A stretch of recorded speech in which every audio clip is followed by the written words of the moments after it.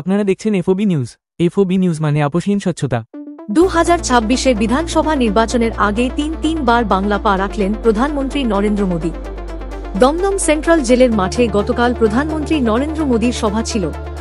ওই সভায় মোদী যে বক্তব্য রেখেছেন তার প্রত্যুত্তরে আজ তৃণমূল ভবনে একটি সাংবাদিক সম্মেলন করলেন কুণাল ঘোষ ও শশী পাঁজা। দেখুন সেই ছবি। মাননীয় মন্ত্রী ডক্টর শশী পাঁজা সঙ্গে আমি কুণাল ঘোষ কয়েকটি বিষয় আপনাদের মাধ্যমে বৃহত্তর নাগরিক সমাজের কাছে কিছু তুলে ধরার চেষ্টা করব। দেখুন, প্রধানমন্ত্রী নরেন্দ্র মোদী তিনি কিছু কথা বলে গিয়েছেন। বিস্তারিত পয়েন্ট টু পয়েন্ট উত্তর ডক্টর পাঁজা দেবেন। আমি শুধু একটু কথা বলি। কাঁচের ঘরে বসে ঢিল ছুড়ে গেছে। যে অভিযোগগুলো বিজেপি এবং নরেন্দ্র মোদীর সরকারের বিরুদ্ধে দেশ জুড়ে চলছে, যেগুলোর উনি কোনো উত্তর দিতে পারেন না, উনি সেই কথাগুলো বলছেন, অন্যের দিকে আঙুল তুলেন। কাঁচের ঘরে বসে ঢিল ছুড়লেন। তৃণমূল কংগ্রেস যে অভিযোগগুলি তুলেছে, প্রশ্নগুলি তুলেছে, একটা উত্তর দিতে পারেননি। বাংলা ভাষাকে আক্রমণ করে ব্যাকফুটে আছেন। ড্যামেজ কন্ট্রোলের জন্য ওই টেলিপ্রম্পটারে লিখে আনা বাংলা আর চোখে তাকিয়ে মুখ এদিকে, চোখের মনি এদিকে, বাংলা টেলিপ্রম্পটারে লিখে আনা বাংলা বলছেন। পেছনে অমিত মালব্য, যিনি বলেছেন বাংলা ভাষা কোনো ভাষা নয়, বাংলা ভাষা মানে বাংলাদেশি ভাষা।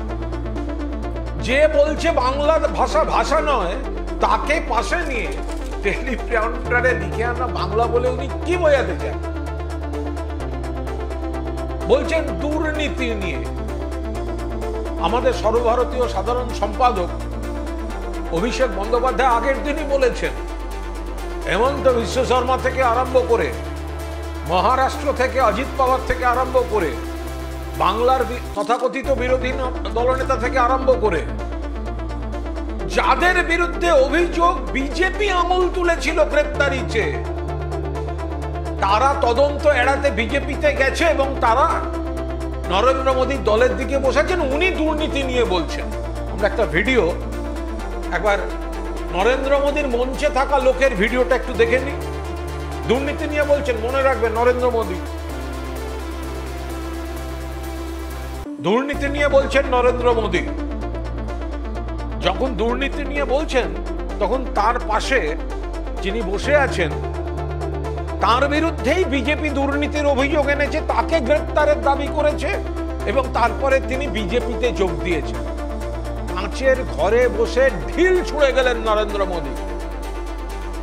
যাতায়াত করতে পারেন। বাংলায় গোহারা হারবে বিজেপি। আমরা 16 সালে দেখেছি, আমরা 21 সালে দেখেছি আব কি বার 200 পারের ডায়লগ। 24 সালের লোকসভা নির্বাচন, বাংলায় বিজেপি কমে গেছে, তৃণমূল বেড়ে গেছে। এখন থেকে যে নাটকটা উনি শুরু করলেন, কাঁচের ঘরে বসে ঢিল ছুঁড়ে বাংলাকে যারা অপমান করে তাদের মঞ্চে বসিয়ে, দুর্নীতির অভিযোগ যাদের বিরুদ্ধে তাদের মঞ্চে বসিয়ে, যেখানে বিজেপির সরকার আছে, কেন্দ্র থেকে শুরু করে ডাবল ইঞ্জিন সরকার, প্রত্যেকটা জায়গায় দুর্নীতি, অপশাসন, নারী নির্যাতন। কাঁচের ঘরে বসে ঢিল ছুঁড়ে গেলেন। বাংলায় উনি যতবার আসবেন, তৃণমূলের আসন সেই অনুপাতে বাড়বে। নরেন্দ্র মোদী আজকে লিখে রেখে দিন, চতুর্থবারের জন্য মাননীয় মুখ্যমন্ত্রী মমতা বন্দ্যোপাধ্যায় সরকার গড়তে চলেছেন এবং রেকর্ড, আন্ডারলাইন করে রাখুন, রেকর্ড সংখ্যক বিধায়ক নিয়ে তৃণমূল কংগ্রেসের সরকার হবে, যেখানে চতুর্থবারের জন্য মুখ্যমন্ত্রী হবেন মমতা বন্দ্যোপাধ্যায়। আপনি যতবার আসবেন আপনি অমিত শাহ যারা আসবেন তত তৃণমূলের আসন বাড়বে। আজ তো আবার প্রকাশ্যে অমিত শাহের উপর অনাস্থা জানিয়ে গেলেন নরেন্দ্র মোদী। কি বলেছেন? ঘুষপেটিয়া বাড়ছে। ঘুষপেটিয়া কি করে বাড়তে পারে? দেশের সীমান্ত যদি অরক্ষিত হয়, সীমান্তের দায়িত্বে কে? বিএসএফ। কোন দফতর? স্বরাষ্ট্র দফতর। মন্ত্রীকে? অমিত শাহ। বাংলা সীমান্ত নিয়ে যদি দুজন ত্রিপুরা সীমান্ত দিয়ে 20 জন ঢুকছে, কয়েকদিন আগে ধরা পড়েছে রোহিঙ্গা সহ, ডবল ইঞ্জিন সরকার কাঁচের ঘরে বসে ঢিল ছুটছেন। যতগুলো উনি অভিযোগ ভিত্তিহীনভাবে তোলার চেষ্টা করেছেন, প্রত্যেকটা অভিযোগে বিজেপি নিজে অভিযুক্ত। কাঁচের ঘরে বসে ঢিল ছুঁড়েছেন, আর থুতু ওপর দিকে ছুঁড়লে সেটা নিজের মুখে পড়ে নরেন্দ্র মোদী। আপনি বাংলার দিকে যা যা অভিযোগ করতে চেয়েছেন তার প্রত্যেকটার উত্তর আমাদের কাছে রয়েছে। আপনার উত্তর দেয়া যেগুলোর উচিত ছিল, আপনি একটা প্রশ্নেরও উত্তর না দিয়ে আপনি একটি রুটিন বিবৃতির নাটক করে চলে গেলেন। সবশেষে যে প্রকল্পগুলো করতে এলেন মমতা বন্দ্যোপাধ্যায়, প্রাক্তন রেলমন্ত্রী, তার তৈরি করা, একবার অন্তত তার নামটা তো বলা উচিত ছিল বাংলার ঘরের মেয়ে। মেট্রো রেলের যে সম্প্রসারণের স্বপ্ন মমতা বন্দ্যোপাধ্যায় দেখেছিলেন, যেগুলো নিজে হাতে করেছেন, ভেবেছেন, টাকা বরাদ্দ করেছেন, আপনারা এত দেরি করেছেন। ভোটের আগে নিজের উদ্বোধনী ফলকে নাম লেখাতে এসেছেন। তো যে মহিলা, যে নারী, বাংলার যে অভিভাবক বাংলার জন্য এই কাজটা করে গেছেন, এত বড় কর্মযোগ্যটা রেলের, তার নামটা তো কৃতজ্ঞতা স্বরূপ উচ্চারণ করা উচিত ছিল। সেই সৌজন্যটুকু দেখাতে পারলেন না নরেন্দ্র মোদী। ডক্টর শশী পাঁজাকে অনুরোধ করব, প্রধানমন্ত্রী কয়েকটা ভিত্তিহীন অভিযোগ বিকৃতভাবে করে গেছে, উনি সেগুলো একদম পয়েন্ট ধরে ধরে সেগুলো উত্তর দিয়েছেন। কুণালদা যেখানে শেষ করলো, তাহলে ওইখানে একটা কথা বলি যে প্রধানমন্ত্রী বোধহয় বুঝতে পারেননি যে বাংলা কি আওয়াজটা তুলেছে। বাংলা বলছে ক্রেডিট দিদি, not Modi, go back Modi. সেটা তার কানে পৌঁছয়নি। যেটা বললেন ওইটুকু সৌজন্য তিনি দেখালেন না, কারণ মমতা বন্দ্যোপাধ্যায় কিন্তু 2011-12-তে এই পরিকল্পনাগুলো করেছেন, যেটা আজকে বাস্তবের মুখ দেখেছে। আমরা একটু বলি যে আজকে প্রধানমন্ত্রী বলেই দিলেন যে বিগত দিনগুলোতে যে আমি বক্তব্য রেখেছি সেগুলোকে খারিজ করে আজকে বলেই দিলেন যে কলকাতাতে এত আনন্দের একটা পরিবেশ, যেখানে তারা বলছেন যে দুর্গাপুজো হয় না, কিংবা দুর্গাপুজো করতে গেলে নাকি কোর্টে যেতে হয়, সেইগুলো সমস্তটা খারিজ করে দিলেন। বললেন এখন দুর্গাপুজো সমস্ত প্রস্তুতি কুমারটুলিতে, সবটা নিয়ে তিনি খুব আনন্দ প্রকাশ করেছেন। কার জন্য এই আনন্দটা? মমতা বন্দ্যোপাধ্যায়ের জন্যই কিন্তু এই আনন্দটা হয় বাংলার মাটিতে। বাংলা উন্নয়নের কথা বলছেন, আর মাঝে মাঝে বলছিলেন উপহার। বাংলার মানুষ উপহার চায় না, বাংলার মানুষ তার ন্যায্য দাবি, তার ন্যায্য প্রাপ্তি যেটা আছে সেইটার দাবি রাখছে, যেটা 1.93 লক্ষ কোটি টাকা। বাংলার মা মাটি মানুষ উপহার চায় না, দয়া দক্ষিণ্য চায় না, চায় যে তার গরিবের ঘর যে টাকাটা ছিল, অবশ্যই তারা দিলেন না, সেটা মমতা বন্দ্যোপাধ্যায় দিচ্ছেন। সুতরাং 12 লক্ষ বাড়ি ইতিমধ্যে তিনি দিয়ে দিয়েছেন, 16 লক্ষ এই ডিসেম্বর মাসে সূচনা হবে। সুতরাং বারবার উপহার বলে বলে তারা কিন্তু বাংলার মানুষকে অপমান করে। তৃতীয়ত, আমরা তো অবাক হয়ে গেলাম যে দেখলাম আমন্ত্রণ পত্রতে প্রথমে লিডার অফ অপোজিশনটাকে, বিরোধী দলনেতাকে, সেটা তো 2 জন হলো। তো এটা একটু আমরা একটু বুঝলাম যে আমরা কি ঠিক এতদিন বুঝতে পারিনি যে বিরোধী দলনেতাকে, কারণ আমন্ত্রণ পত্রতে 2 জন ছিল বিরোধী দলনেতা। সে যাই হোক, তারা ঠিক করে নেবে, মঞ্চে 2 জনেই ছিলেন। কিন্তু তার সঙ্গে একজনের আবির্ভাব দেখলাম, তার নাম রভনীত সিং বিট্টু। এতদিনে আমরা জানলাম তিনি নাকি আজকে জানলাম রেলের MOS, minister of state for railways. এতদিন আমরা জানতাম না। আমরা জানতাম এই মানুষটাকে, যে সদ্য লোকসভাতে যখন অল ইন্ডিয়া তৃণমূল কংগ্রেসের মহিলা এমপিরা প্রতিবাদ করছিলেন, তখন তিনি এই রবনীত সিং বিট্টু গিয়ে তাদেরকে ধাক্কাধাক্কি হেনস্থা করেছে। তবে না বুঝলাম যে যদি মহিলাকে আপনি অপমান করেন, ভারতীয় জনতা পার্টি তাদেরকে প্রাইজ দেয়। যদি আপনি মহিলাদের হেনস্থা করেন, আর বিশেষভাবে বিরোধী দলের যদি মহিলারা থাকেন, এমপিরা থাকেন, তাহলে আপনি আজকে মঞ্চে প্রধানমন্ত্রীর পাশে জায়গা পেলেন। আর এই রবনীত সিং বিট্টু তিনি একজন শিখ। আজকে বাংলায় এসে কার সঙ্গে বসেছিলেন?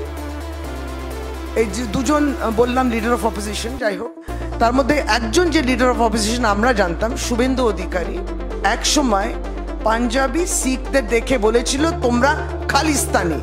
কিন্তু রবনীত সিং বিট্টু, আপনি কিন্তু আপনার ईमानটাকে বিক্রি করলেন। আপনি अपना ईमान आपने बेच दिया। आप तरक्की ढूंढ रहे हैं, इसलिए जिसने খালিস্তানি বলা, শুভেন্দু অধিকারী খালিস্তানি বলেছিল, শিখদের অপমান করেছিল, সেটা আপনার কাছে সেই সাহস ছিল না যে তাদের কাছে ক্ষমা চা।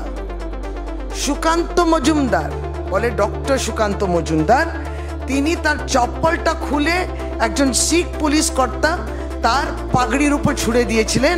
রবনীত সিং বিট্টু, আজকে আপনি তাদের সঙ্গে মঞ্চে বসে আপনি নিজের, যেমন বললাম, ইজ্জতটা বিক্রি করলেন এবং শিখ সম্প্রদায়ের পাশে আপনারা দাঁড়ালেন না। বাংলার শিখ মানুষরা তারা আজকে এইটা দেখে নিন। আরেকটা দেখলাম প্রধানমন্ত্রীজি, তিনি পরিযায়ী শ্রমিক যারা বাংলায় কথা বলেন তার সম্বন্ধে কিছু বললেন না। আজকে বাংলাকে নিয়ে তিনি গর্ব করছেন যে বাংলা ভাষাটাকে রাষ্ট্রভাষা, সেই আমরা ধ্রুপদ ভাষাটাকে কোন সম্মান দিয়েছি। আপনারা ঠিক করে নিন, কারণ আপনি প্রধানমন্ত্রীজি বলছেন, কিন্তু আপনার পিছনে রোতে যিনি বসে আছেন অমিত মালভিয়া, তিনি কিন্তু এই ভাষাকে পররাষ্ট্রের ভাষা করে দিয়েছেন। বলে বাংলা বলে কোনো ভাষা নেই, বাংলাদেশি। ঠিক করে নিন আপনারা। আপনি এদিকে গৌরব অনুভব করলেন, পরিযায়ী শ্রমিকরা বাংলা বলছিলেন বলে তাদেরকে বিজেপি শাসিত রাজ্যগুলোতে তাড়ানো হচ্ছে, হেনস্থা হচ্ছে, অ্যারেস্ট হচ্ছে, তাদেরকে বাংলাদেশ পাঠিয়ে দিচ্ছেন। আর এইদিকে প্রতীকী হিসেবে আপনি মেট্রো রেলে উঠছেন, কিছুজন শ্রমিককে পাশে রেখে দেখাচ্ছেন যে দেখো আমি শ্রমিকদের নিয়ে আজকে নতুন মেট্রোতে এই যাত্রাটা করছি। এই শ্রমিকরাও কিন্তু বাংলায় ভাষা কথা বলে, তারাও কিন্তু বাংলায় কথা বলেন। প্রধানমন্ত্রীজিকে আমরা সেটা বলতে চাই। তাই আমরা আজকে এই উন্নয়নের ক্ষেত্রে আবার দু একটি ত্রুটিও দেখলাম। তিনি বললেন যে ওই যে এমপি তো নয়, চিফ মিনিস্টার, মন্ত্রী এবং প্রধানমন্ত্রী যদি কোনো ভ্রষ্টাচার করেন, তাদেরকে যদি সে অ্যারেস্ট করা, তারপরে FIR যদি হয় তাদেরকে জেলে ভরা, যদি 1 মাস থাকে তাহলে পরে তোমাকে রিজাইন করতে হবে, ইত্যাদি ইত্যাদি নিয়ে একটি রাতারাতি বিল প্রবেশ করলো। তখন একদিন বাকি পার্লামেন্টের সেশন, তো আপনি বের করলেন। কিন্তু তারপরে আবার আমরা অদ্ভুতভাবে দেখছি যে তিনি বলছেন যে দেখুন, যেটা বিহারেও বললেন সভাতে, আজকে এখানেও বলছেন যে সাধারণভাবে সরকারি কর্মচারীরা যদি তাদের বিরুদ্ধে অভিযোগ থাকে, তাহলে 48 ঘন্টার মধ্যে যদি এই অভিযোগ থাকে এবং পুলিশ তাকে নিয়ে যায়, তাহলে তাদের নকরি চলে যায়। এটাও ঠিক নয়, হয় সাসপেন্ড হয়। সুতরাং তথ্য কিন্তু তিনি ভুল বলছেন। আমাদের বক্তব্য, আমাদের নেতৃত্ব এটার বিরুদ্ধে লড়ছে এবং সেদিনকে যে প্রতিবাদটা করেছে পার্লামেন্টে, লোকসভা এবং রাজ্যসভা, এই বিলটার পরিষ্কার কথা তিনি আজকে বলছিলেন। ভ্রষ্টাচার বিরুদ্ধে তার কত লড়াই, ভ্রষ্টাচার বিরুদ্ধে লড়াই, নাকি এইটা আপনি অপোজিশন লিডারদের বিরুদ্ধে বলছেন যাতে তারা ওয়াশিং মেশিনে ঢুকে পড়ে আজকে আপনার মঞ্চে বসে থাকতে পারেন? এটাই তো বুঝি। সুতরাং কি আপনি, are you trying to eliminate corruption or are you trying to eliminate the opposition? এটাই আমাদের প্রশ্ন। এবং রেকর্ডটা কি বলে? এত বিল নিয়ে বললেন, রেকর্ডটা আজকেও বলছিলেন, এই রেকর্ডটা বাজাচ্ছিলেন। প্রথমে তো ওয়াশিং মেশিনের কথাটা পরিষ্কার চলে এলো যে যদি যাদের বিরুদ্ধে অভিযোগ আছে তারা যদি ওয়াশিং মেশিনে চলে আসে বিজেপিতে, তাহলে 7 খুন মাফ। তারপর তো সিবিআই ইডির যে আমরা বলেও দিয়েছি যে 5892টে ইডি কেস রয়েছে গত 10 বছরে, মাত্র 8টির ক্ষেত্রে আপনারা প্রমাণিত করেছে। 8টা ক্ষেত্র মানে 0.13%। বদনামটা তো থেকেই গেল, কনভিকশনটা তো হলো মাত্র 8 জনের, কিন্তু সেই বদনামটা থেকে গেল। সুযোগ করে নিলেন, আইনটা আনার চেষ্টা করছে, অবশ্যই এটা আইন হবে না। এটা আপনি জেপিসিতে ফেলেছেন, সবটাই ডাইভার্সনারি। এসআইআরে এমন ধাক্কা খেয়েছে, এমন মানুষ সারা ভারতবর্ষে প্রতিবাদ করছে, বাংলায় এসআইআর বিরুদ্ধে প্রতিবাদ হচ্ছে, সোচ্চার হয়েছেন। তাই জন্যে ভারতবর্ষকে যদি অন্য একটা পথে চালিত করা যায় সেই চেষ্টা, তারপরে এই জেপিসিতে যাওয়া, সেটা তো কোনোদিনই হবে না, আমরা সেটা জানি। কিন্তু আপনি 25 জন লিডার, 23 জনের মধ্যে মানে 25 জন অপোজিশন লিডারকে টার্গেট করেছিলেন, তার মধ্যে 23 জন কিন্তু বিজেপিতে চলে গেল, আর কেসটাও ঠান্ডা হয়ে গেল। তাহলে কিসের আপনি এই বিলটা আনছেন? বিজেপির 240 জন এমপি রয়েছে, তার মধ্যে 94 জনের বিরুদ্ধে কিন্তু ক্রিমিনাল কেস রয়েছে, সিরিয়াস চার্জেস রয়েছে 63 জনের বিরুদ্ধে। কি করলেন?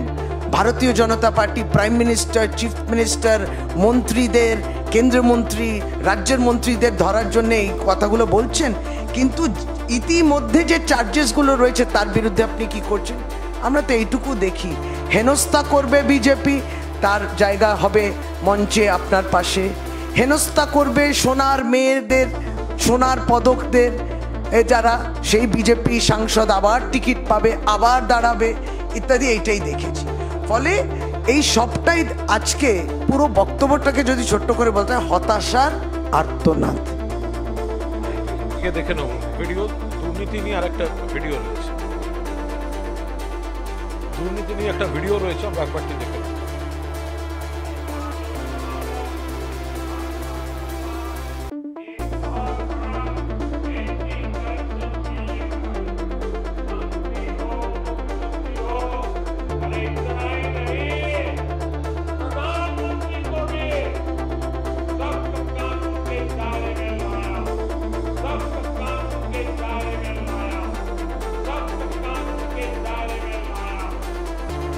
তাহলে সারা দেশে যে যে রাজ্যে যে যে অন্য দলে থাকা নেতার বিরুদ্ধে বিজেপি দুর্নীতির অভিযোগ এনে গ্রেফতারি দাবি করেছিল, যাদেরকে তারা কোলে করে আবার তাদের দলে নিয়েছে, তো ওনার হিম্মত থাকলে একদিনের নোটিশে যাদের বিজেপি একসময় গ্রেফতার দাবি করেছিল তাদের মধ্যে অনেকের বিরুদ্ধে কেস তৈরি হয়েছে, অনেকে গ্রেপ্তার হয়েছে, আবার অনেকে গ্রেপ্তারির ভয়ে দলবদল করেছে। কিন্তু বিজেপি যাদের যাদের বিরুদ্ধে আঙুল তুলেছিল, আগে বিল আনার আগে বিজেপি তাদের দল থেকে এক্সপেল করে দেখাক যে এদের বিরুদ্ধে দুর্নীতির অভিযোগ বিজেপি এনেছিল। অসমে এনেছে, মহারাষ্ট্রে এনেছে, পশ্চিমবঙ্গে এনেছে, অন্য জায়গায় এনেছে, কর্ণাটকে এনেছে। তাদের যখন বিজেপিতে নিয়েছে হোয়াইট ওয়াশ, আগে তাদের এক্সপেল করে দেখাক দল থেকে, তারপরেরটা তারপর বলবে। আর একটা ভিডিও দেখাবো। কদিন আগে যে বলছিলেন যে ওই বাংলায় দুর্গাপুজো হয় না, আর আজকে আনন্দের সঙ্গে বলছেন দুর্গা, আমি যখন বলছি তখন দুর্গাপুজোর মহল শুরু হয়ে গেছে, আমেজ শুরু হয়ে গেছে। আচ্ছা, তো ফলে ওটা আমরা ওটা জোর দিয়ে দেখাতে চাইছি যে বিজেপির মিথ্যাচার যুগে যুগে কিভাবে ঘুরে যায়। যে বিজেপি বলতো দুর্গাপুজো হয় না, সেই বিজেপি দুর্গাপুজোর মুখে এসে তারা বলছে যে এখন তো দুর্গাপুজোর উৎসবের মরশুম শুরু হয়ে গেছে। তার মানে বাংলা সম্পর্কে গতকাল তারা যা মিথ্যা বলেন, আজকে সেখান থেকে সরে আসতে হয়। আজ আবার একটা নতুন মিথ্যা বলেন, আগামীকালকে গিয়ে সেটার থেকে সরে আসতে হয়।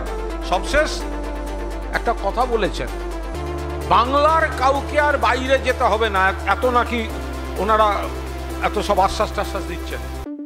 কাজের জন্য বাংলার কাউকে বাইরে যেতে হবে না। প্রথম কথা, বাংলা থেকে যে বাইরে যাচ্ছে আজ যাচ্ছে না, যুগ যুগ ধরে যাচ্ছে, এবং বিভিন্ন এলাকায় খুব স্পেসিফাইড টেকনিক্যালি সাউন্ড এক একটা ইন্ডাস্ট্রিতে তারা খুব দক্ষ হয়ে যায়।